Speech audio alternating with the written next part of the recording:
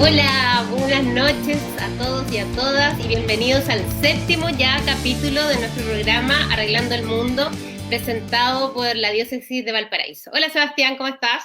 Bien, ¿y tú, Marita, cómo estamos? Y saludamos a toda la gente que nos sigue a través de nuestro Facebook, a través de nuestras redes sociales, también a través de nuestro canal de YouTube, para que juntos podamos celebrar este gran camino que nos ha tocado recorrer, ¿cierto? Estos 7 capítulos ya de nuestro programa Arreglando el Mundo, que partimos así de a poquito y ahora ya estamos como un programa, dice la Marita, transmedia, ¿cierto? Hasta la radio Estela Maris estamos saliendo también. Sí, los días miércoles a las 21 horas también. Y Sí. bueno, recordemos que este programa está justamente para acompañarnos por ahora en cuarentena y hablar de cosas que nos engrandecen el corazón, porque aunque estemos en nuestras casas, tenemos que seguir creciendo en nuestra fe y creciendo también en nuestra esperanza. Entonces la idea, por eso el nombre Arreglando el Mundo, todos tenemos lindos sueños para un mundo mejor. Sí, no, y el mundo sigue también inmerso en lo que estamos viviendo, pero el mundo sigue y los anhelos y los proyectos también. Y esto mismo nos ha posibilitado sacar lo mejor de nosotros, así que esto también lo queremos mostrar aquí en nuestro programa Arreglando el Mundo. Hoy día tenemos un tema muy importante. ¿Cuántos de ustedes están complicados porque no saben cómo ayudar a sus hijos e hijas que están en la casa sin poder ir al colegio desde marzo? Prácticamente no tuvieron clases. Hoy día hemos tenido un programa que se llama Escolares en Casa. Pasaremos de curso porque tenemos que pasar casi toda la familia de curso, no solamente los niños. Esta ha sido una prueba de un semestre, una prueba intensiva, coeficiente 4. Yo creo que están todos ahí un poco estresados con todo este tema y claro, la pregunta está clara, ¿no? Como dice Marita, ¿no? Pasaremos de curso, ¿no? Pasaremos de curso en todas nuestras áreas, ¿no? En la familia, en las preocupaciones, y especialmente con los niños en el colegio, porque eso es lo que hoy día nos reúne con nuestras invitadas del día de hoy. Tenemos dos grandes invitadas, dos grandes profesionales y amigas católicas también, y que han venido a hablarnos desde sus distintas especialidades sobre este tema, porque ellas trabajan en educación, y la primera es María Ileana Kunich, la Marilí, que es psicóloga infantil y que trabaja en el programa de integración escolar de Putaendo. Bienvenida, Marilí. Hola Marita, hola Padre Sebastián, gracias por la invitación, muy emocionada de estar acá. Nuestra siguiente invitada es otra profesional que se llama Evelyn Quesada. Ahí está. Hola. Ella es profesora y es psicopedagoga titulada de la Universidad Católica y tiene mucha experiencia también en el tema de educación, sobre todo en el tema de la educación básica. También es la autora de unas cápsulas que probablemente ustedes la han visto también en el Facebook del Obispado, que se llama Cuarentena en Familia, donde nos entrega consejos prácticos para apoyar el estudio de nuestros niños desde la casa. Hola, Eve. Hola, directamente desde el lugar de las cápsulas. Aquí estoy, los saludo a todos, así que muchas gracias por la invitación. Muy contenta de poder sentarnos a conversar sobre lo que está pasando en educación en estos momentos, así que feliz de estar aquí y poder compartir este espacio con ustedes. Gracias, muchas gracias. Las primeras preguntas tienen que ver con lo que son ustedes y con su historia personal. Entonces les queremos preguntar a cada una cómo se despertó este interés desde sus respectivas profesiones, psicóloga y profesora, de aportar a la educación de los niños. ¿Cómo se fue gestando esta vocación en ustedes? ¿Por qué estudiaron lo que estudiaron y se dedican a lo que se dedican? Bueno, yo la verdad, Marita, desde que recuerdo de chica, siempre quise ser profesora, desde toda la vida, y le agradezco a Dios en el fondo el haberme mostrado como esa claridad en poder tomar la decisión por la educación. Yo de chica siempre jugué a ser profesora, jugaba a enseñarle a mis amigos, a mis hermanas, y de hecho muchas veces en clase yo me pasaba que terminaba rápido mis tareas, mis actividades, y me iba a los lugares donde estaban mis compañeros que les costaba y les enseñaba. Y eso en el fondo se fue haciendo sistemático en el tiempo, y de hecho muchas veces yo invitaba a mis compañeros a mi casa, y mis papás eran súper generosos en eso, en recibir a todos. Y en esa dinámica, en el fondo, de estar enseñándole a otros, me di cuenta que me gustaba, que lo pasaba bien, y que parece que lo hacía más o menos bien, porque veía que mis compañeros avanzaban, aprendían, y eso, sin duda que para mí fue súper importante, y yo creo que eso marcó un hito en decir, chuta, parece que aquí hay un talento, parece que esto me gusta y esto es lo que quiero seguir en mi vida y esto es lo que quiero seguir cultivando y que quiero seguir, quiero cultivarlo en el fondo para poder ponerlo al servicio de otro. Eso yo creo por un lado. Ahora, es distinto, obviamente, enseñarle a los compañeros, a los amigos, que enseñarle a las hermanas, porque, por ejemplo, si mis hermanas me están viendo, yo creo que ellas cuestionarían mi vocación de profe desde chica, porque obvio que las dinámicas con los hermanos son distintas, pero ese es otro cuento en el fondo. Eso yo creo por un lado. Y por otro, yo creo que tuve el privilegio, el regalo de tener tremendos maestros en mi vida escolar, tanto en la enseñanza básica como en la enseñanza media, que sin duda dejaron una huella en mí y dejaron un referente súper importante, o sea, partiendo, por ejemplo, por mi profe de primero básico, la tía Sonia Jara, que con la que todavía mantengo un vínculo, mi profesor de folclore, Miguel Gutiérrez, y más adelante en la media, mi profesor de coro, Eduardo López. Entonces, eso para mí también fue importante al momento de decidirme y decir, chuta, aquí hay tremendos modelos y tengo un tremendo referente. Así que yo creo que mi historia en la pedagogía viene marcada desde chiquitita. Gracias a Dios. ¿Y tú, Mari? Bueno, la verdad es que yo, cuando empecé a estudiar psicología, cuando empezamos con los ramos de lo que era psicología educacional, yo me di cuenta que a mí me gustaba y me interesaba mucho el tema. Y por otro lado, yo ya en la universidad empecé a hacer clases de ayudantía en diferentes ramos y en psicología educacional también. Y ahí yo empecé a sentir que sí, que parecía que en realidad cuando hacía clases lo hacía bien. Y acá mis amigas, mis colegas acá en el colegio también me dicen que aunque soy psicóloga también tengo mucho de profesora. Y la verdad es que siempre me ha gustado el tema educacional.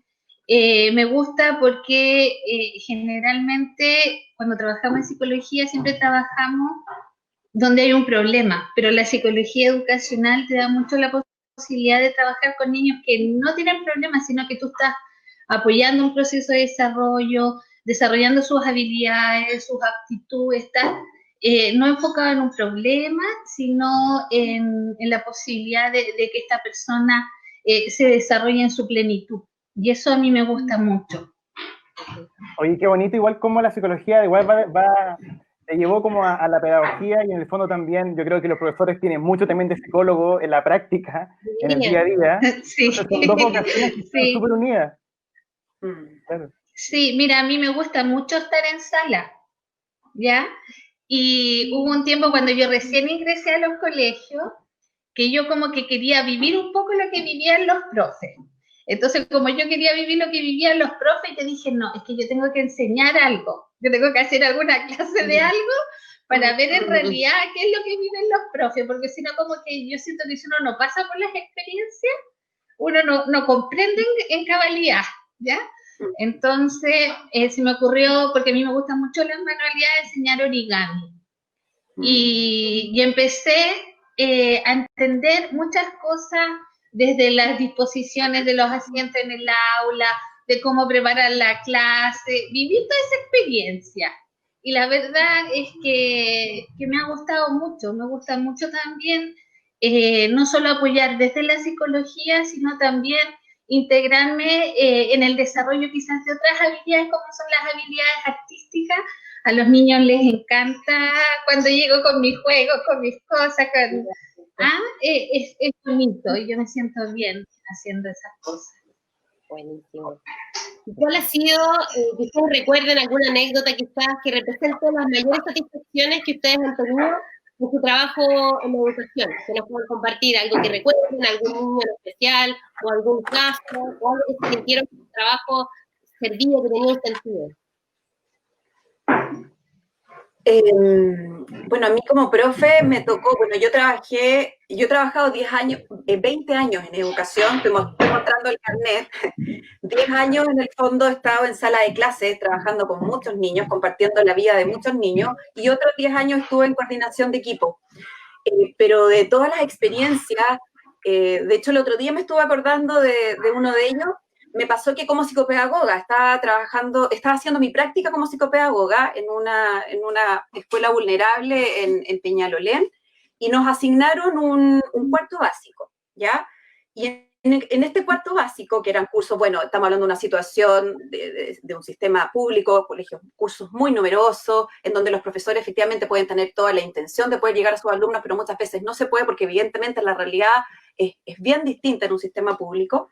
Y me asignaron 5 niños para poder rehabilitarlos en las necesidades educativas especiales que ellos presentaban. Y había un chiquitito, José Manuel, que él todavía no desarrollaba la destreza de la lectura, él todavía no leía. Estamos hablando de cuarto básico. Y para mí, en el fondo yo, además que uno tiene todo ese idealismo de sacar adelante a los niños, y me acuerdo que, bueno, con todo el trabajo que se hizo, digamos, finalmente este pequeño leyó.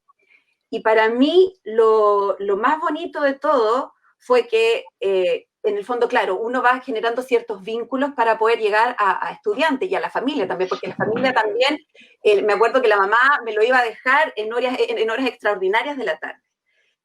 Y cuando se termina el último día de la sesión, la mamá, porque los papás trabajaban en la feria, y él era muy bueno para las matemáticas, porque iba muchas veces con su papá, la mamá llega, y era Santiago, calor, diciembre, la mamá llega con una botella de bebida para mí. Y me la regala y me dice, yo te agradezco porque ahora por fin mi hijo aprendió a leer.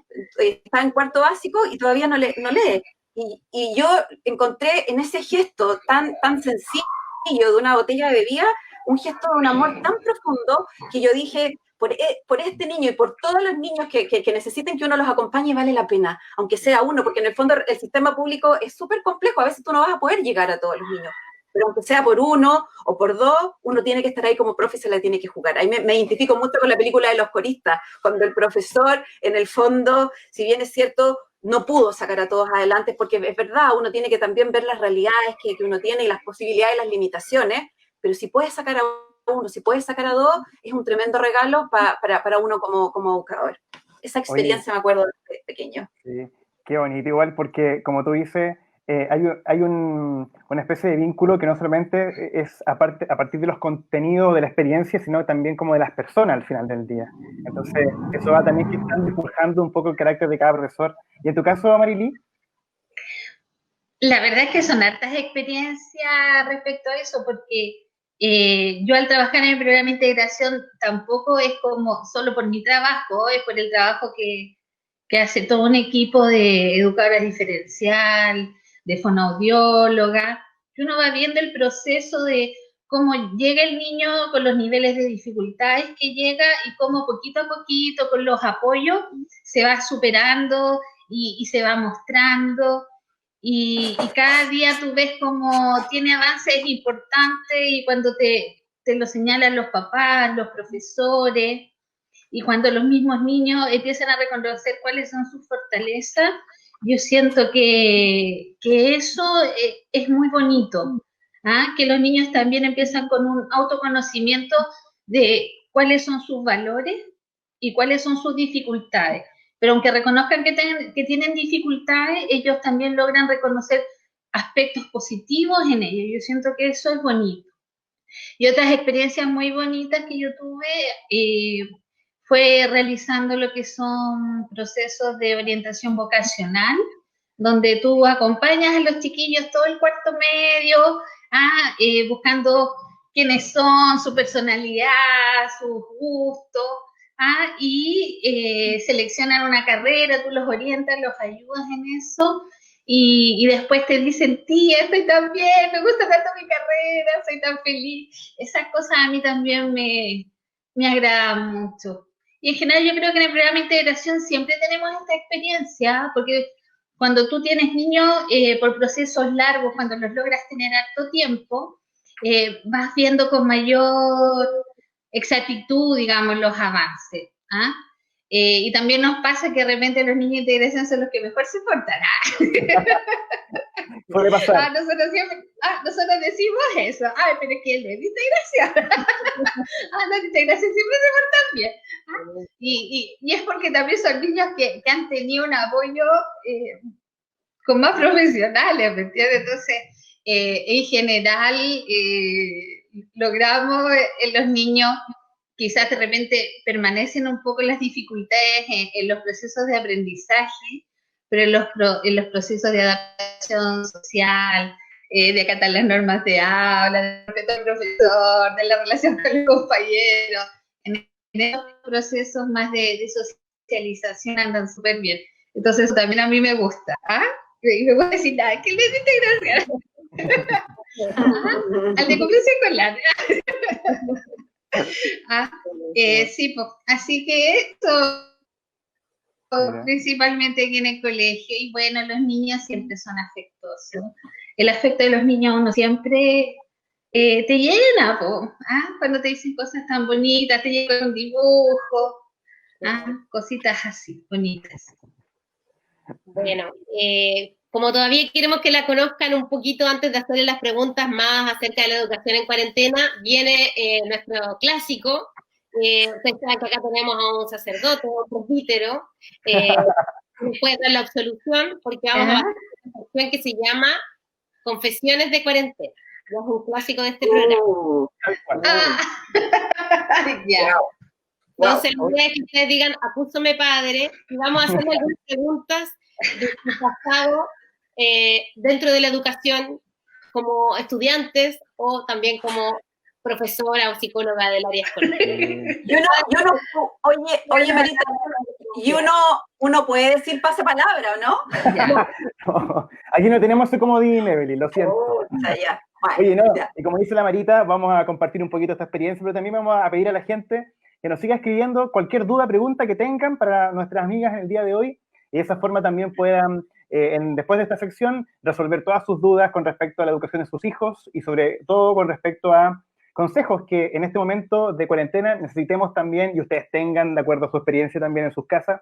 Así que los invitamos a que sigan escribiendo ahí en nuestro Facebook para que podamos tener preguntas después de esta sección de confesiones de cuarentena aquí en Arreglando el Mundo.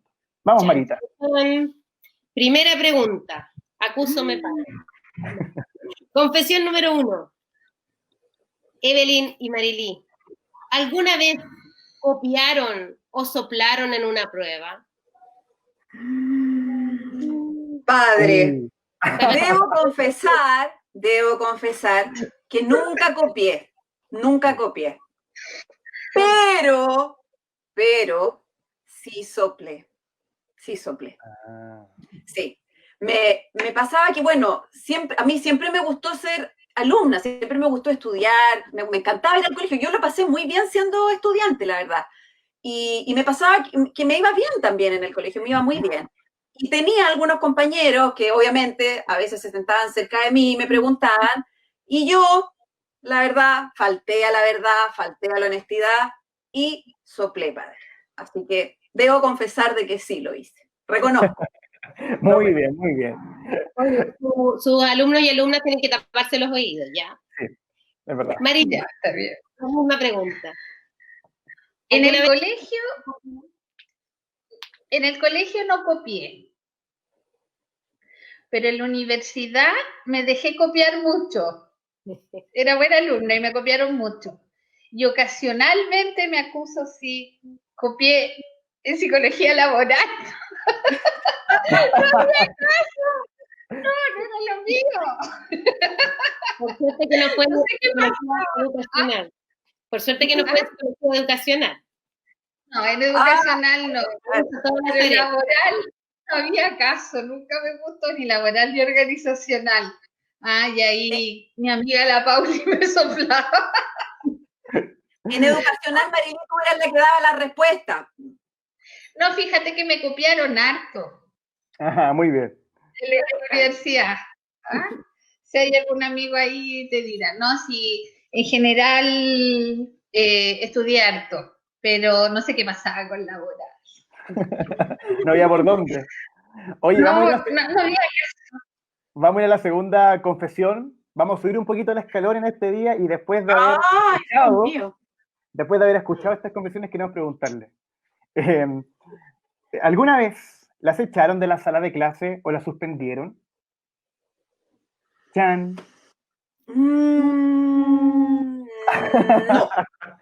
No. No, pero, porque todas estas respuestas tienen un pero yo me acuerdo que una vez, cuando yo era chica, parece que era un poquito llevada mi idea, era un poquito voluntariosa. Entonces, como que no me pareció una situación, la encontré injusta, me paré y me fui. Tal cual. Chan, chan.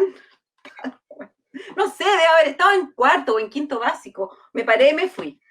Y eso implica salir de la sala, digamos, pero en ningún caso me suspendieron ni me echaron, pero por mi propia voluntad salí de la sala. Un poquito voluntariosa, una cosa poca, cuando chica nomás, una cosa poca. Ah, ya. Y por Mari, otro lado, confiesa. No, fíjate, no me echaron nunca. Se ríe. A la Marita sí, pero a mí no. Yo creo que sí. A ver, Marita, cuenta. Yo creo que a la Marita le echaron más que a mí. Hoy día no estamos hablando de mí, así que... Bueno el pase de la periodista, bueno el pase gol de la periodista. sí, claro, está entrenada. ¿Alguna vez se arrepintieron de algún castigo o reto que le hicieron a algún niño o niña? ¿Cómo, perdón? Si alguna vez se arrepintieron de algún reto o castigo que le dieron a algún niño o niña, y de repente uno queda ahí con el cargo de conciencia, habré sido justo. Mira, ese grado de conciencia los profesores solamente lo tienen, yo creo. Y los profesores también, cuando dan muchos Padres Nuestros. Sí, también nos pasa. La verdad es que la verdad es que dentro del contexto escolar reto poco, ¿ya? Trato de que nos comuniquemos, que nos entendamos. Ocasionalmente reto, pero en general siento que cuando llamo la atención es con justicia, ¿ya?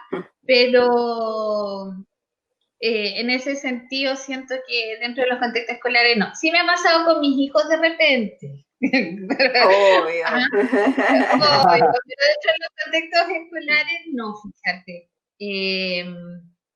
Porque en realidad es poco lo que yo le llamo la atención a los niños, pero yo creo que es por el tipo de trabajo que yo desempeño. A mí me pasa que también, perdón, tampoco mucho castigo. En el fondo retar, por supuesto, el retar, llamar la atención, levantar la voz. Yo en general hablo fuerte, pero claro, a veces también uno necesita marcar cierta diferencia, levantar un poco la voz. Y me acuerdo puntualmente una vez, estaba en la sala, estaba en un primero básico, me acuerdo, y había una colorina bien inquieta, la Sofía, y yo estaba explicando algo y me decía, Miss, ¿puedo ir al baño? Espera un momento. Y yo sé, ¿y Miss, puedo ir al baño? Espera un momento, Miss, ¿puedo ir al baño? ¡Anda al baño! Le dije yo, ¡anda al baño! Y después yo dije, chuta, a lo mejor le subí mucho la voz. Y después cuando volvió, le pregunté, oye, Sofía, ¿te hice sentir mal? No, si estoy acostumbrada. Mi papá, mi mamá siempre me hablan así. Pero yo creo que en ese contexto también, de no retar tanto, porque en el fondo yo creo que con evidentemente, claro, con los niños de uno, claro, efectivamente uno levanta más la voz, qué sé yo, los puede retar más, pero en el contexto, claro, de los estudiantes, la mirada es otra también. Entonces uno está como bien alerta de ir cuidando también ese vínculo. Pero yo creo que por ahí va también, igual que la Marilí, de levantar un poquito más la voz también. Yo quería agregar una cosita, que sabes que en general los niños no son rencorosos, somos los adultos de repente los que nos quedamos así como atravesados. ¿Ah? ¿Tú crees, Mari? Sí, yo creo, y en general yo siento que a veces los profes, los adultos, nos enojamos, le llamamos la atención a un niño y uno queda así como, y así. Y los niños no, en ese sentido yo siento que los niños son re poco rencorosos. ¿Pero no te pasa que después cuando son grandes van al psicólogo y el psicólogo le dice, la culpa la tiene tu mamá y tu papá, por eso eres así, ¿no? Es que yo no le puedo decir que la culpa la tiene tu papá y tu mamá. Eso lo tiene que descubrir cada uno. No. Entra un papá o una mamá y yo le digo, la terapia infantil es terapia familiar. Parto con eso. y ese tipo, si yo siento que hay algo ahí de las habilidades parentales que no está muy bien, ¿a quién se lo tengo que decir? Es al papá y a la mamá, pues no le puedo decir. Claro. Ahora en la terapia de adultos, aunque quizás a veces los padres no hagan las cosas como tienen que ser, no hay padres perfectos. Sí, claro. Y uno también le tiene que ordenar las cosas a los papás, siento. Sin duda. Bien. ¿Ah? Sí. Es verdad eso, en realidad, tienes toda la razón, porque a nadie le enseñan, en el fondo, a cumplir un rol que uno va gestionando en el día a día y que no se estudia en ninguna parte. Entonces, en el fondo, el ensayo y error es parte de la paternidad y de la maternidad, y de ser hijo también, creo yo. Claro. Y los niños no vienen con manual. Los niños no vienen con manual. Tú te compras una lavadora, viene con un manual. Tú te compras una televisión, viene con un manual. ¿Me entiendes? Pero los hijos son un mundo. Y de repente lo que te resultó con un hijo, con otro hijo no te resulta para nada. ¿Ah? De repente uno tiene un hijo que, no sé, es muy tranquilo, muy obediente, y el segundo, no, pues se viene con un cohete, ¿ah? Viene con otro ritmo, y viene con otras formas, y desea otras cosas, y tú te tienes que rearmar de nuevo como papá y desarrollar otras estrategias para este hijo. Así es, todos son distintos. Sí. Bueno, última confesión. La va a hacer el padre Sebastián. Ay, perfecto, mira, que estamos con la amiga súper ahí conectado, yo estaba aquí mirando las preguntas para después. Ya, última conclusión. Perfecto. En su trabajo, ¿cuál ha sido la peor plancha que han pasado en un colegio? Porque, de verdad, yo tengo un recuerdo de profesores que en el patio, por ejemplo, o en la sala, porque el escenario es tentador. Son 40 niños, 40 adolescentes que lo único que quieren es reírse de la más mínima cosa, y el profesor siempre es materia disponible para algún chascarrito, digo yo. A ver, ¿cómo les ha ido con eso a ustedes? Chascarro, profe, a ver. La Marilí se ríe, porque estoy cierto que ya se acordó de varios.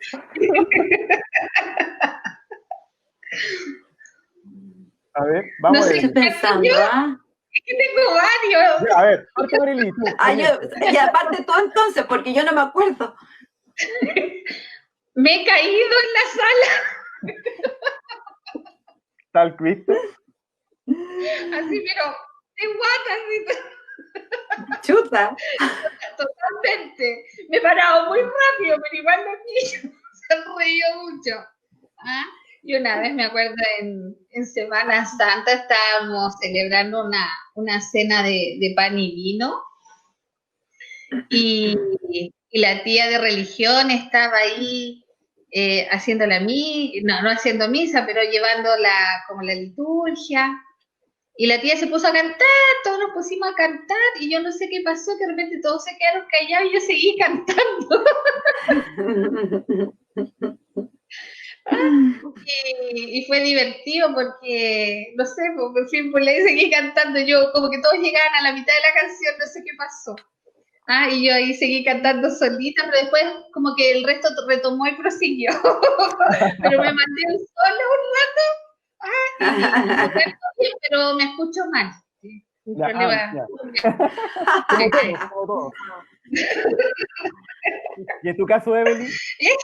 Yo me estaba acordando y se me vino a la memoria, me acuerdo que estaba como profesora jefe de un primero básico en Lo Miranda, porque yo soy rancagüina, me casé con un villamarino y vivo acá, digamos, entonces 10 años de mi profesión los hice allá en Rancagua y los 10 años acá. Y estaba como profesora jefe de un primero básico allá en Lo Miranda, y estaba despidiendo a los niños. Entonces, y eran los primeros días, y era mi primer curso, yo estaba recién conociendo a los niños, y me acuerdo estaba una niñita, era la Barbarita. Entonces, y vienen a buscarla, porque la retiraban desde la sala, entonces viene llegando el caballero, y yo le digo, oye, Barbarita, viene tu abuelito, ya, un besito, chao. Me dice, no, miss, si es mi papá. Y el caballero estaba aquí mismo, y yo, ¡oh, Dios mío! Trágame tierra. Y él, yo creo que a lo mejor le había pasado otra vez que me miró y me dijo, no se preocupe, miss, no se preocupe. Y yo dije, ya, nunca más este tipo, aprendí, nunca más este tipo de comentarios, si es la mamá, si es el papá, si es el abuelo, nunca más. Te vienen a buscar nomás, que preguntarle a los niños quién es para yo después saludar y verificar a la persona. Pero fue planchoso. Embarazada. Ay, no estoy esperando guagua, soy así nomás. No, eso me acordé mientras estaba recordando, mientras la Marilia hablaba. Yo creo que eso, ese chascarro, no me acuerdo de otro. Si surge algo por ahí les digo. Nos vamos a poner serios a hablar del tema que hoy día nos convoca, ya que la conocieron mejor, que después copiaron, ya que son personas comunes y corrientes, santas y pecadoras como todos nosotros. Preguntas que nos inquietan a todas las mamás y a todos los papás en este tiempo de cuarentena, en que llevamos ya más de 3 meses, casi 4 meses ya, con los niños en la casa, sometiéndonos a un sistema digital. A veces hay mala conexión, a veces no tenemos un computador en la casa o no tenemos computadores para todos los niños que tenemos, a veces la conexión es mala, necesitamos guías y no las podemos recuperar, y un montón de otras cosas que hacen difícil este proceso. Para partir y para motivar, quiero mostrarles de un video, uno de los videos de Evelyn, que en su cápsula Cuarentena en Familia, donde ella hizo participar a sus hijos y nos cuenta la expectativa versus realidad del estudio en la casa. Vamos a ver un pedacito nomás, pero para que ustedes los conozcan. Adelante, estudio. Eso.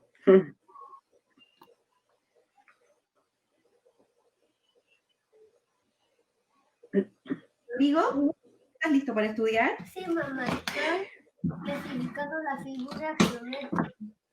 ¿Y qué tienes ahí? Mira, este es el grupo de los lados. Este es el grupo de los triángulos. ¿Y ese? Y este es el de los triángulos. Rodrigo, ¿estás listo para estudiar? Sí, mamá.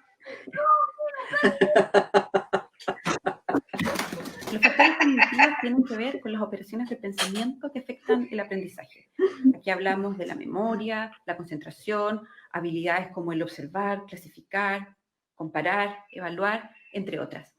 ¿Cómo podemos desarrollarlas? Vámonos a la memoria. Para que un niño pueda desarrollar el proceso cognitivo de la memoria, es bueno que, por ejemplo, repita con sus propias palabras lo que está aprendiendo, que aprenda a declamar poemas, que juegue al memorice, que también pueda armar rompecabezas.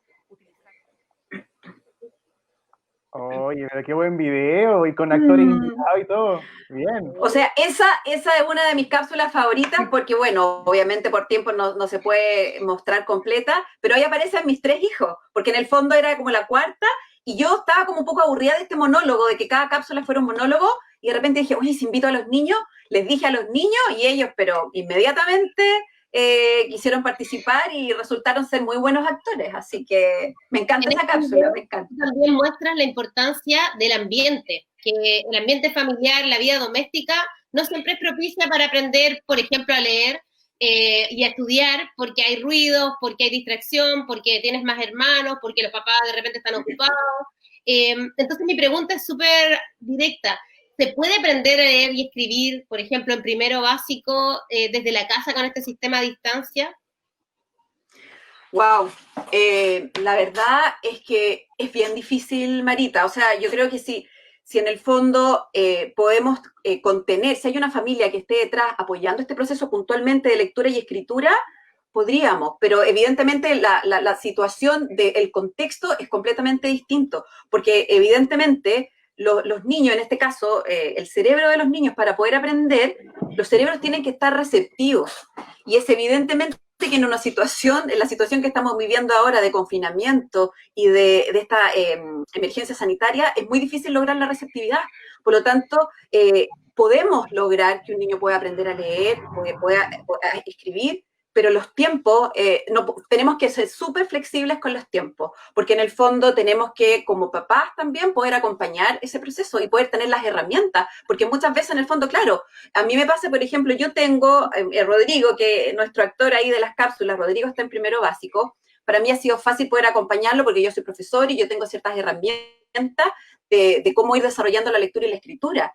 pero muchas mamás que nos pasan, lo que uno ve, escucha en los WhatsApp de los cursos, está súper complicada. Entonces, evidentemente, si hay ahí una dificultad de poder acompañar, hay que ir soltando. Y efectivamente el foco no puede estar en exigirle que él vaya aprendiendo la lectura, que vaya aprendiendo la escritura, porque el foco efectivamente tiene que estar en que ese niño pueda ir experimentando sensaciones de bienestar dentro de toda la dificultad que hoy en día estamos viviendo. Por lo tanto, si volviendo un poco a tu pregunta, tú me dices, ¿un niño puede aprender desde manera remota? Sí, podría, pero aquí lo primero que tiene que primar es la flexibilidad. Y los tiempos, en el fondo, para cada niño van a ser distintos, porque además cada niño aprende de manera distinta. Las tendencias en educación hoy en día nos dicen que todos aprendemos de manera distinta, y todos aprendemos de manera distinta, y por tanto los profesores tenemos que ser capaces de ir proporcionando diversidad de estrategias para que ellos puedan aprender. Pero es un tremendo tema, y yo, en el fondo, si hay papás de primero básico que están escuchando y que están súper complicados porque sus hijos no están aprendiendo a leer o a escribir, soltar. Los profesores son expertos en hacer adecuaciones curriculares. Si es necesario, cuando se pueda retomar y volver a esta normalidad, vamos a tener que dar preferencia y prioridad a aprendizajes esperados que tengan que ver con la lectura y la escritura, pero el tema no tiene que ser ahora que aprenda a leer, que aprenda a escribir. Yo no puedo agobiar a mi hijo en eso, porque en el fondo no, la vida no se me juega todavía en eso. La vida en estos momentos se me juega en que él sea capaz de, frente a toda esta dificultad, pueda salir adelante, pueda ser resiliente y pueda ir experimentando bienestar dentro de todo lo difícil que vive, digamos. No se nos va la vida en que aprenda a leer y escribir, la verdad. Es decir, ¿tú no crees que sea posible sin un adulto competente, con tiempo, mediando? Que a veces en todas las casas no hay, porque los papás a veces estamos trabajando, o a veces hay personas que no tienen paciencia o no saben cómo, no se les ocurre cómo enseñar a leer, porque no lo hacen por intuición las personas que no son pedagogas. O sea, hay niños que por naturaleza van a aprender a leer y van a aprender solos, porque tiene que ver con los talentos también y con las capacidades que tienen. Pero hay niños que necesitan de ese apoyo. Pero ese apoyo, como tú dices, o sea, tiene que ser un apoyo, en el fondo, que hay que generar un vínculo. En el fondo, la lectura se tiene que relacionar con una sensación de placer también, porque la idea es que yo quiero que aprenda a leer, pero quiero que goce, quiero abrirlo al mundo del conocimiento a través de la lectura. Entonces yo no quiero que genere el aprender a leer, genere mucha frustración en él, porque si genera frustración, en el fondo estoy desarrollando otras dificultades que eso a la larga van a salir en algún momento. Pero es complejo. ¿Y qué piensas tú, Marilyn, con respecto a esto mismo? Porque en el fondo la tentación siempre es como la crítica, en el fondo, constante, y como tirar la esponja, en el fondo, yo creo también para muchos papás hoy día y para muchos alumnos, y frente a los desafíos que también se proponen, no sé, pues desde el Ministerio de Educación y los planes que se presentan hoy día, en el fondo, ¿cómo podéis enfrentar eso frente a esta limitación que tenéis, que en el fondo es justamente lo digital y lo no presencial? Claro. Mira, como yo te decía antes, cada niño es un mundo, ¿ya? Y no todos los niños aprenden a leer y a escribir a los 6 años, ni siquiera dentro del contexto escolar, ¿ya?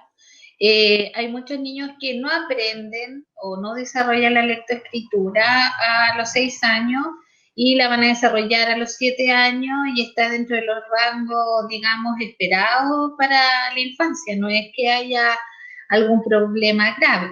Ahora, como te decía antes, a veces, claro, hay como variables que tienen que ver con el niño y otras variables que tienen que ver con el contexto, ¿ya?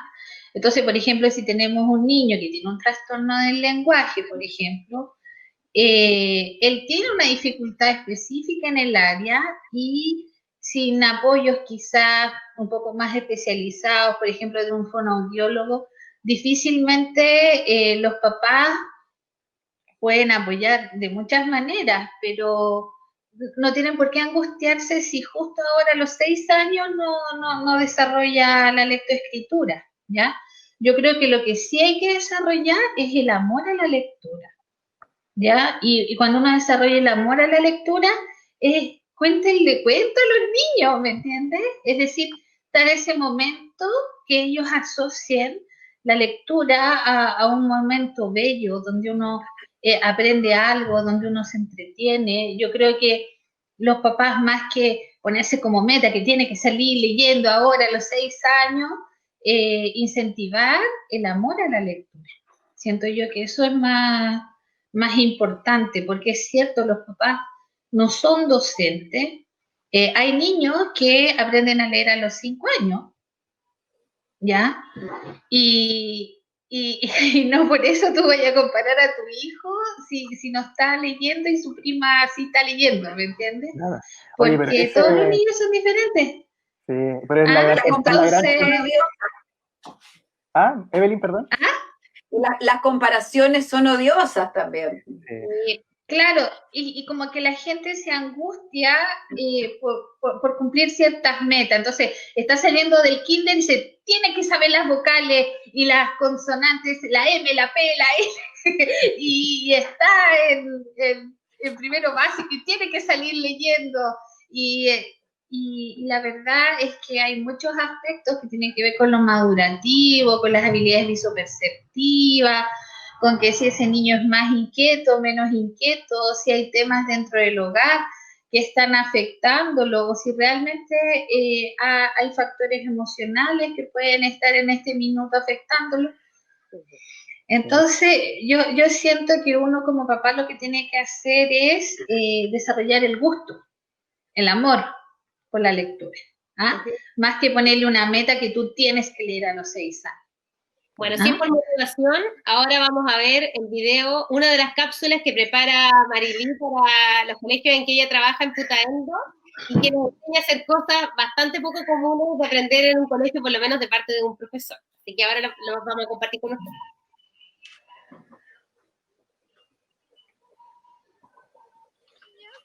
Hoy día vamos a jugar los juegos, no me van a decir los juegos de mesa, no, los juegos a la cuerda, ¿ya? Los que no se lo saben, los van a aprender, pero lo más seguro es que las mamás van a decir si yo jugaba eso, ¿ya? Es bueno que salgamos a jugar afuera, no es bueno que estemos todo el día viendo tele y jugando con el celu o con el compu, ¿ya? Así que ojalá que lo lleven en práctica, le piden al papá, a la mamá, a los hermanos que los ayuden a jugar. Vamos a empezar. Chacona, chacona, date media vuelta, chacona, chacona, salte en un pie, chacona, chacona, topa el suelo, chacona, chacona, salte de una vez, o si no vas a perder con la culpa del cordel, a la 1, a las 2 y a las 3. Toma el reloj, la primera hora son las 0 horas, y hay que pasar 5 segundos. Oye, qué entretenido. Ay, mira, qué risa. Tenía una me da risa ver. de trampa, porque no saltaste la cuerda. Hicieron tu No, pero yo también salté el reloj, salté una vez. Oye, ¿y cómo se te ocurrió cómo hacer estos videos así casi como de youtuber, así, qué entretenido, con la aplicación, con qué, red social la estáis haciendo? ¿Cómo se llama? Sale un conejito, Videolip, creo que se llama. Ya, perfecto. Lea, no sé cómo se pronuncia, sale un conejito naranja. Es una aplicación del iPhone.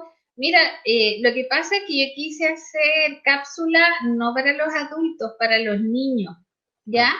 Y no enfocado a los temas propiamente tal de aprendizaje, sino a las actividades que tú puedes desarrollar en la casa. ¿Ah? Entonces las mamás se quejaban mucho que los niños estaban todo el día pegados al celular y pasan acostados, todo el día acostados en el celular.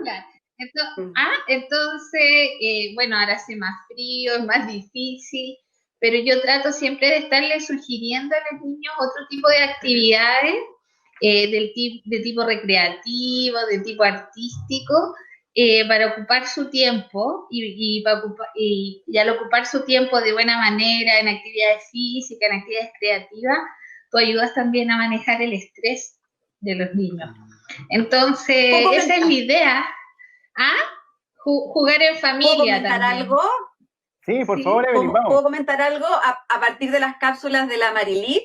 Porque el trabajo mío de las cápsulas con papá parte a partir de las cápsulas de la Marilí, porque cuando la Marita me invita a hacer cápsulas para subirlas, qué sé yo, me cuenta, oye, ¿sabes qué, Eve? Tengo una amiga que está haciendo unas cápsulas por la Marilí, y me manda las cápsulas.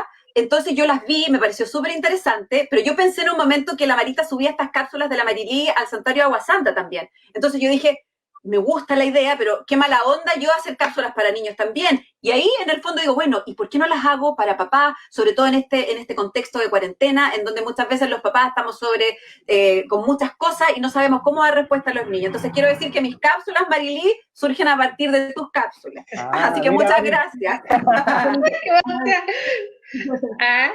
importancia tienen estas actividades, Mari? Porque algunos papás podrían decir, chuta, el niño está puro jugando y no está leyendo, no está sumando. ¿Qué importancia tienen para la formación, sobre todo en este contexto en que estamos en la casa, que estamos viviendo una realidad extraña? ¿Cómo aportan esas actividades al crecimiento de los niños?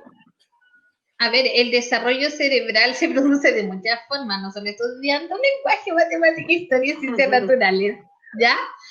Cuando tú estudias un instrumento, cuando tú dibujas, cuando tú trabajas con un puzzle, cuando tú desarrollas diferentes actividades motrices donde se estimula la motricidad fina, la motricidad gruesa, tú estás generando un desarrollo a nivel mental, a nivel cerebral. Estás ayudando a la maduración y estás ayudando a un montón de procesos, porque, no sé, por ejemplo, para trabajar atención, el dibujo es muy bueno, es decir, tú desarrollas habilidades de atención, habilidades visoperceptivas, muchas cosas, desarrollo motriz, motricidad fina, ¿me entiendes? Entonces, a veces yo creo que no se valora el lugar que tienen todas estas actividades que ayudan a desarrollar a nuestros hijos y también como que le dan una ventanita al alma, siento yo,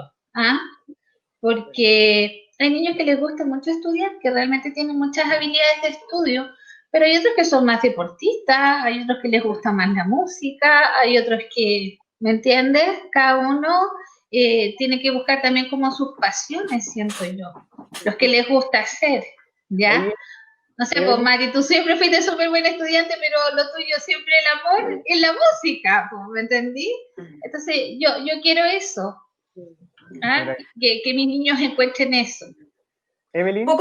Sí, quería comentar algo a partir de lo que dice la Marilí, que tiene que ver con que, bueno, dos cosas. De partida la Marilí usa mucho el juego, y el juego es el elemento de comunicación natural en los niños. Entonces yo creo que recurrir al juego sin duda que va a generar una experiencia de aprendizaje, pero una experiencia de aprendizaje que va a estar asociada también con el pasarlo bien. Eso por un lado. Y por otro, la Marilí hablaba de que efectivamente los niños, la idea es que se vayan desarrollando en distintas áreas, no solamente en las áreas más tradicionales, y yo también creo profundamente en lo que la Marilí dice, porque en el fondo, y por los tiempos que estamos viviendo, yo creo que este es el momento también de que los niños, ahora que están en la casa, que en el fondo la idea es que como papás tratemos de sacar un poco la presión académica, que les demos tiempo para que hagan actividades según sus intereses. El que, como decía la Marilí, el que quiera tocar un instrumento, el que quiere bailar, el que quiere jugar, porque en la medida que tú desarrollas actividades que tengan que ver con tus intereses, están de por medio tus talentos.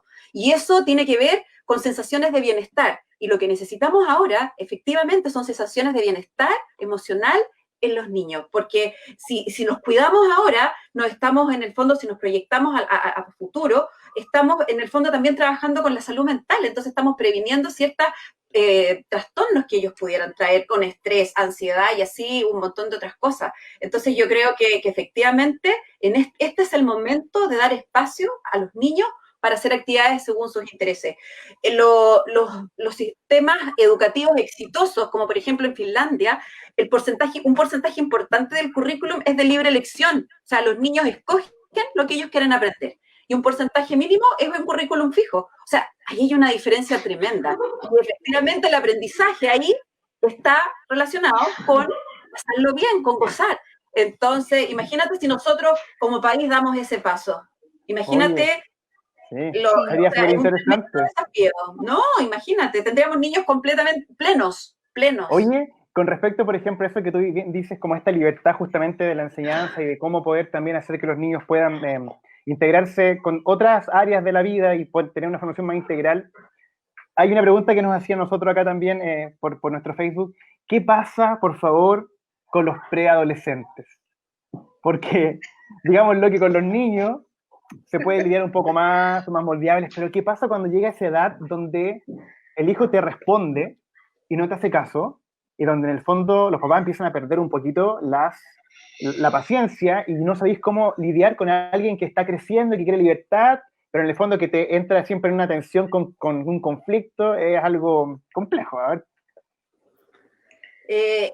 Bueno, yo desde mamá y desde mi visión de profesora, yo, bueno, tanto niños y los adolescentes especialmente, los niños están tristes, están aburridos también de este encierro, y efectivamente echan de menos a sus abuelos, echan de menos a sus primos, echan de menos a sus amigos. Entonces, yo creo que uno como papá en estos, y en especialmente los adolescentes que están en el umbral de la puerta, que lo único que quieren es salir al encuentro de sus amigos, y que es normal que así sea. Entonces yo creo que en estos momentos lo que tiene que operar como familia es la flexibilidad y es ayudarlos a mantenerse vinculados, porque la medida que tú estás vinculado, el vínculo es la base del desarrollo emocional en las personas y hoy en día los vínculos están sucediendo en el estar conectados. Entonces ayudarlos, de repente nos quejamos que está mucho tiempo conectado, que ya. Bueno, los vínculos hoy en día lamentablemente están sucediendo en el estar conectado. Entonces yo creo que uno como papá tiene que ayudar a que ellos se mantengan conectados con sus abuelos, con sus primos, con sus amigos, a través del teléfono, a través de la llamada por Zoom, de la videollamada, en fin. Pero una manera de poder contener a este preadolescente, yo creo que va por ahí, en el fondo en ayudar a mantenerse vinculado, porque en el fondo los seres humanos aprendemos con otros y de otros. Entonces eso sin duda que para ellos en esta etapa es súper potente. Una pregunta para la mayoría de nuestro público. Nos preguntan si es posible que un niño o niña se pueda mantener atento a una clase más bien con temas regulares mediada por el computador. Si es posible que el computador, aunque esté el profesor allá, genere esa dinámica necesaria para que se logre el aprendizaje.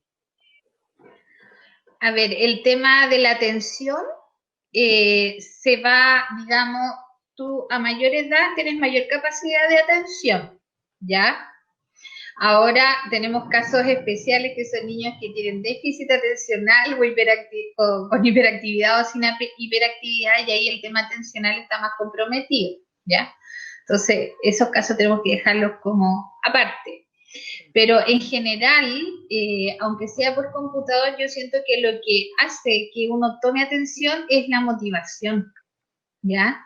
Yo creo que la motivación es un factor trascendente en que tú se capture tu atención, ¿ya? Entonces, los profesores, claro que es mucho más difícil a través de una pantalla. Un niño pequeño tampoco va a poder estar gran tiempo atento a una pantalla porque por edad es pequeño, ¿ya? Entonces, sus tiempos atencionales van a ser cortitos. Pero también tiene que ver cómo se la juega este profesor, ¿ya? Qué tan motivante sea para el niño, ¿ya? Porque cuando tú estás viendo algo que realmente te llama la atención, te motiva, tu atención el profe la captura. Hay profesores que tienen muchas habilidades en eso, ¿ya? Obviamente el tema de la pantalla interfiere, no es la misma capacidad, digamos, que tú puedes lograr estando en directo con el niño en la sala que a través del computador. Yo creo que en ese sentido el computador interfiere, disminuye la capacidad de atención, yo creo en lo personal. Pero pueden haber actividades que sean más motivantes. Oye, bueno, un desafío entonces para los profes hoy día poder en el fondo sacar de los alumnos de repente de esta especie como de hastío que tienen con todo lo que está pasando y motivar justamente esta iniciativa más profunda. Porque lo que pasa es que los profesores tienen muchas estrategias para centrar la atención en ello, desde un cambio, digamos, en la voz, desde ciertos gestos, desde tocar a un niño simplemente como para que retome, para que vuelva, ¿me entiendes? Y todas esas cosas, estando en la pantalla, no se pueden realizar, ¿me entiendes? Entonces, yo, el otro día una profesora me contaba y se reía mucho, que un curso chiquitito, por no sé, un segundo básico, y el niño estaba frente a la pantalla y parece que no estaba contento y tenía unos monitos de peluche y se los tiraba a la mamá. Oye, era un desorden, me decía la profe. Y los niños se paraban y se iban y volvían. Entonces la profe me dijo, yo trato, pero no se puede siempre, ¿me entiendes? ¿Y tú qué vas a hacer? ¿Ah? Si tú no puedes trasladar el contexto del colegio a la casa. ¿Ah? Y por Así eso es me quiero hacer una pregunta súper puntuda, así incisiva, que me digan la firme. ¿Ustedes creen, con todo lo que han dicho, que tienen que buscar desarrollar otras habilidades, ceñirse más a los intereses de los niños que a un programa de estudio? ¿Ustedes creen que este año debería haber notas en el colegio, por lo menos? En general no va a haber notas, por lo menos dentro de los establecimientos de la comuna donde yo trabajo, hasta el momento no se ha hablado de evaluaciones, ¿ya?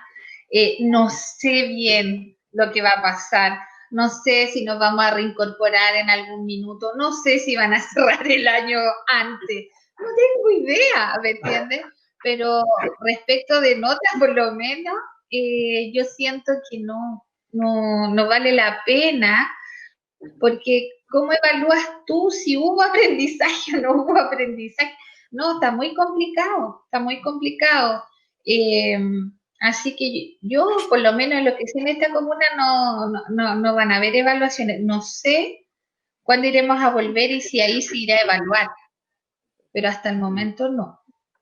O sea, es difícil poder evaluar toda esta educación remota que los niños han recibido durante todo este tiempo, porque efectivamente, ¿cuáles son los parámetros para poder evaluar? Yo creo que efectivamente el proceso y que es un tema, el tema de la nota en educación ha generado siempre mucho revuelo, pero efectivamente el proceso de evaluación, la evaluación se tiene que entender como un proceso comprensivo, y si la evaluación es un proceso comprensivo, evidentemente tiene que ser flexible a las situaciones que hoy en día estamos viviendo. La evaluación debe ser solamente cualitativa, o sea, yo creo que es irrisorio poner una nota a niños que efectivamente están súper interferidos por una realidad educacional en estos momentos. Y yo voy a una situación en contexto normal. Por ejemplo, a nosotros siempre nos pasaba, yo trabajé en educación, yo les contaba 20 años, pero estos últimos 2 años tuve la posibilidad, gracias a Dios, de quedarme en la casa, porque trabajar en educación a uno sin duda que le llena el alma, pero también desgasta mucho.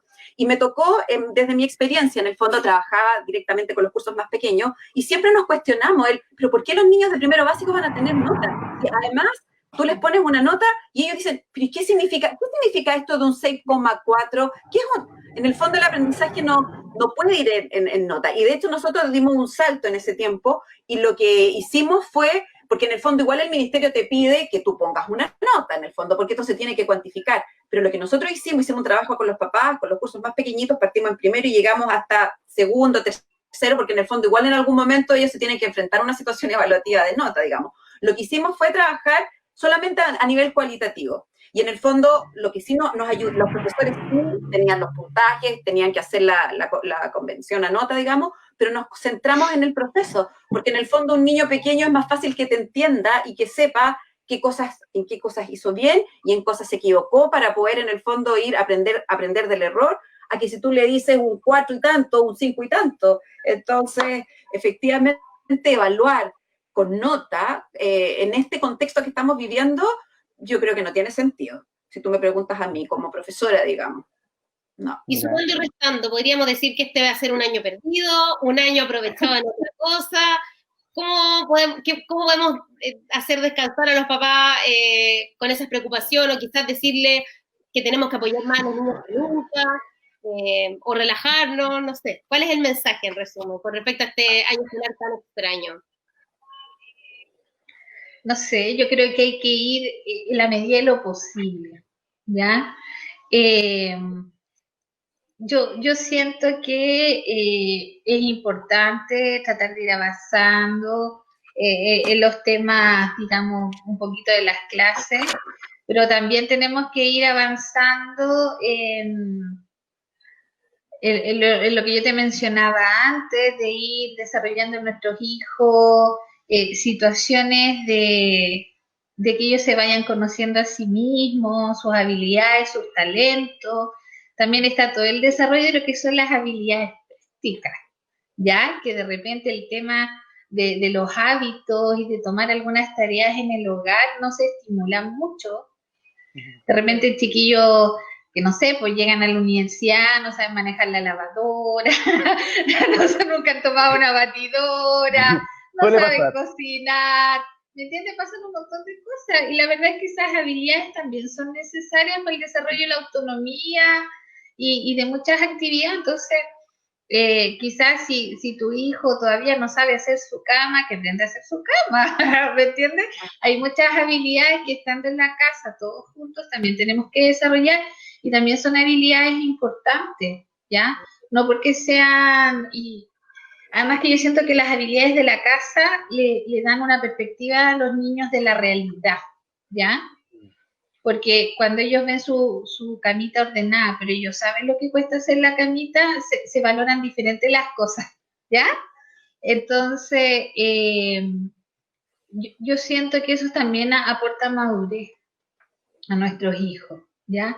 Y que nosotros empecemos a enseñar el tema de los hábitos, de compartir los labores en la casa. Hay toda una perspectiva de género en el tema de compartir las labores de la casa, que también es importante. ¿Ah? Entonces, yo siento que también esas actividades de lo cotidiano también son importantes de formar a la que tenemos estos tiempos. Van sumando en el fondo, al final, en la persona misma. al final. Sí, porque no sé, si aprendió a cocinar algo rico, estupendo. Si tú la ves más organizada y que cuida mejor su entorno y que te apoya más, es decir, para mí como mamá, que yo salga de repente a comprar y le diga, vale, por favor, me limpia la cocina para que yo llegue al tiro a cocinar y no tenga que empezar a lavar y después a cocinar. Ese apoyo familiar yo creo que eso es importante, porque de repente los niños tú les dices, haz tu cama y es así como, ¿yo? Así como, oh, no, Claro. no te pueden abrir los ojos cuando tú les digas ese tipo de cosas. Ellos tienen que entender que también hay ciertas responsabilidades del hogar que de a poquito, según la edad, ¿ya? Hacerse cargo de las mascotas, si tiene perrito, que le dé comer al perrito, que le dé agüita al perrito, que saque a pasear al perrito, ¿ah? ¿Me entiendes? Todas esas cosas que te desarrollan lo que es la responsabilidad, lo que es compartir en el hogar, ¿ya? Yo creo que también es importante que nos dediquemos en eso. Oye, se nos ha pasado esta hora, 5 minutos ya, súper rápido. Oye, ¿puedo comentar algo así como muy Por supuesto, cortito, un poco por supuesto. en la línea, un poco de la Marilí? Porque es curioso, porque además uno como papá siempre anhela estar más con los hijos. Si en el fondo muchas veces la carga laboral nos impide estar con ellos, compartir. Y ahora, por esta pandemia, este es el momento. Yo creo que Dios ahí también nos da una oportunidad.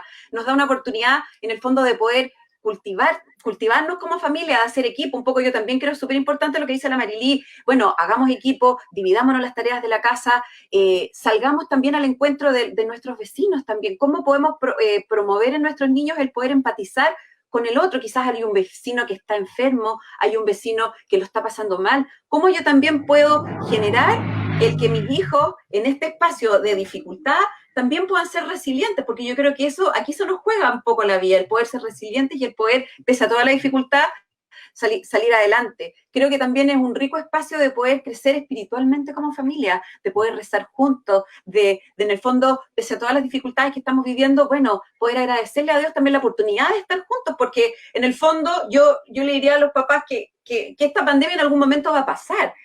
Obviamente todos queremos que pase lo antes posible, ¿verdad? Pero que cuando esto pase, sus niños van a tener la posibilidad de contar 2 historias, creo yo. Una, por un lado van a decir, bueno, sí, yo hace mucho tiempo atrás viví una pandemia, estuve encerrado, compartí con mis papás, pero lo que más me acuerdo fue que estuve lleno de guías, me pasaba las tardes haciendo guías para el colegio. Eso puede ser una mirada. La otra mirada puede ser, claro, hace muchos años atrás, yo viví una pandemia, compartí con mi familia, pero lo que más me acuerdo es que hice cosas que me gustaron y que pese a que estuve encerrado, lo pasé bien. Y ahí tú ves que en el fondo esta segunda situación te habla de una contención, de un espacio seguro. Y yo creo que ese es el mensaje hoy en día para los papás, que es un desafío sin duda, el poder generar esos espacios de cuidado y esos espacios seguros para que nuestros niños en el fondo puedan ser felices frente a las dificultades que se vengan, puedan ser felices ellos y sin duda ser feliz a otros. Si ese yo creo que es lo que uno quiere de sus hijos y de sus estudiantes también. O sea, en resumen, creo que por ahí va. No tenemos que desesperarnos, relajarnos con el aspecto académico, tradicional, y también aprovechar de desarrollar otras habilidades valóricas, operativas dentro de la casa y tratar también de ayudar a nuestra familia y también nuestro espíritu. Hay personas que me están preguntando por dónde pueden encontrar los videos de nuestras invitadas. Los de Evelyn se están compartiendo en el Facebook de Comunicaciones de la Diócesis de Valparaíso y los de Marilí en el Facebook de la Municipalidad de Punta Arenas. No, está en mi Facebook, hay un grupo, la verdad es que dice directivos porque era para los directores, entonces los directores lo tomaban y lo compartían en el Facebook del colegio, pero al final se está uniendo gente porque quedó público, digamos. Entonces me da el permiso, o si quieres te los paso a ti, no sé, estás libre, para lo que lo quieras ver. En el Facebook de Comunicaciones de la Diócesis de Valparaíso. Ánimo, especialmente también como en los pobres y las pobres estudiantes de cuarto medio que están con la presión de una prueba nueva de transición, que es su último año. Sí. Así es que un beso para ellos y también para todas las mamás y papás que estamos tratando de apoyar a nuestros hijos y hijas en este proceso tan especial en que hemos tenido que improvisar una educación virtual para la que claramente nadie estaba preparado. Sí, bueno, les damos las gracias a ustedes también por su tiempo, a Evelyn y a Marilyn, porque en el fondo la experiencia que ustedes tienen es una experiencia que enriquece a muchos, y yo creo que hoy día más que nunca necesitamos también tener luces para poder enfrentar esta realidad que nos toca asumir, y sobre todo los papás con el cuidado de sus hijos, y sobre todo para poder hacerlo bien, porque como ustedes bien decían, a nadie le enseñan a ser papá, y yo creo que hoy día más que nunca uno tiene que mirar para el lado y pedir consejos para que esto pueda caminar de la mejor manera. Así que muchas, pero muchas gracias por su trabajo y por este tiempo hoy día con nosotros. Estoy como los alumnos, así. ¿Puedo dar un aviso, padre? Sí, por favor. ¿Puedo dar un aviso? Ya, vamos a aprovechar el espacio. Yo me quiero tomar un poco del programa que ustedes tienen que dice Arreglando el Mundo, porque yo creo que si de alguna manera podemos arreglar el mundo es a partir de la educación. Y quiero invitar a todas aquellas personas que quieran participar de un voluntariado que se llama Salvemos el 2020, en donde tú como adulto apoyas de manera remota a un niño de primero básico que te asignan, apoyas el trabajo que está haciendo la profesora, porque muchas veces sus papás no saben cómo apoyarlo en la casa, porque el objetivo es que este niño de primero básico, que es de una escuela vulnerable, pueda aprender a leer y pueda tener ese privilegio de aprender a leer. Entonces yo quiero invitar a todos a quienes creen que pueden hacer un mundo mejor a través de la educación, que puedan ser parte de ese voluntariado. Para mayor información hay que recurrir a la página web www.salvemosel2020.cl o el Instagram, Salvemos el 2020. Yo no uso Instagram, pero los que saben usar Instagram sabrán llegar a eso. Lo vamos a ir buenísima oportunidad. Muchas gracias. Virtual que ayude justamente a este proceso educativo. Y yo quiero pasar un aviso nuestro. Próximo programa tenemos un tremendo invitado, al padre Cristóbal Fons, sacerdote jesuita, cantautor de hermosas canciones católicas. Así que no se lo pierdan el viernes 17 a esta misma hora en este mismo canal. Así es, y yo también quiero mandar un saludo aquí a la gente de la comunidad San Pablo de Placilla, especialmente a Rosita Vallejo y sus hijas que nos están viendo, y a todos los profesores, aguante por favor, hay que salvar este 2020 y lo hacemos siempre con paciencia y que el Señor nos ayude a todos nosotros, así que muchas gracias. Eso, nos vemos, un abrazo a todos y a todas, y gracias a nuestra gracias. Muchas gracias por la invitación. Nos vemos. Bye, bye. Muchas gracias, chao.